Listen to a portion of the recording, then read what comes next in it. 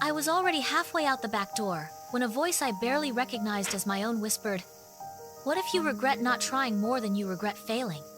The flyer had been taped to my locker for a week, its bright yellow edges starting to curl. "Auditions for the spring musical!" It screamed in bold, cheerful letters. Every time I grabbed my math book, it seemed to mock me. I'd stare at it, my stomach doing a slow, sickening roll. I loved to sing. I loved it more than anything. But loving something in the shower, or alone in my car, was a universe away from standing on a stage under blinding lights with people watching. The day of the audition, I woke up with a lead weight in my chest. At breakfast, my mom chirped, "Big day today, sweetie." And I just nodded, pushing my cereal around the bowl.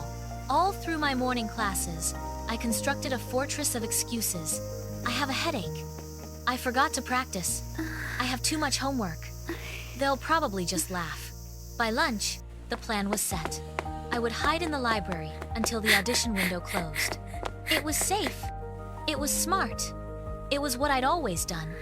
I was the girl who helped paint sets, not the one who stood on them.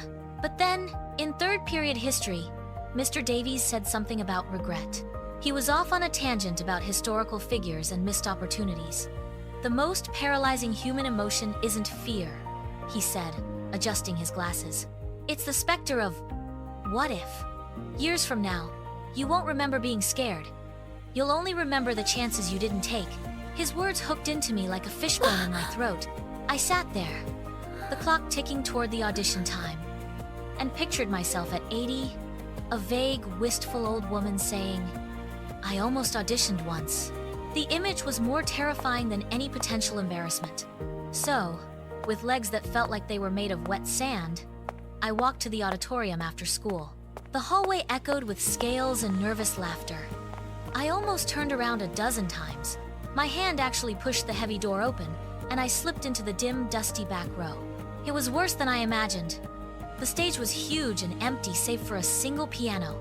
Mrs. Garcia, the music director, sat in the first row with a clipboard. A few other kids were there, some tapping their feet, others humming quietly. They all looked so capable. When my name was called, the walk from the back row to the edge of the stage felt like a mile. The floorboards creaked under my shoes. Mrs. Garcia gave me a kind smile. "What will you be singing for us today?" My mind went blank. The opening notes of the song I'd practiced 100 times vanished.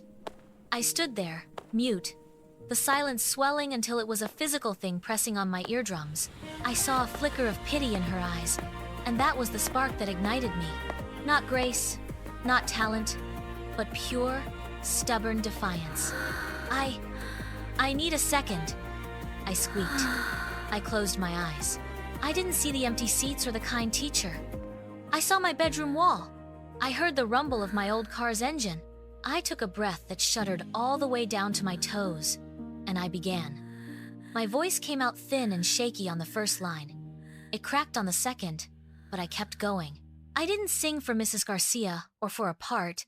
I sang for the version of me that almost stayed in the library. I sang for the what if. By the time I reached the chorus, my voice had found a little strength. It wasn't pretty, and it certainly wasn't perfect, but it was mine.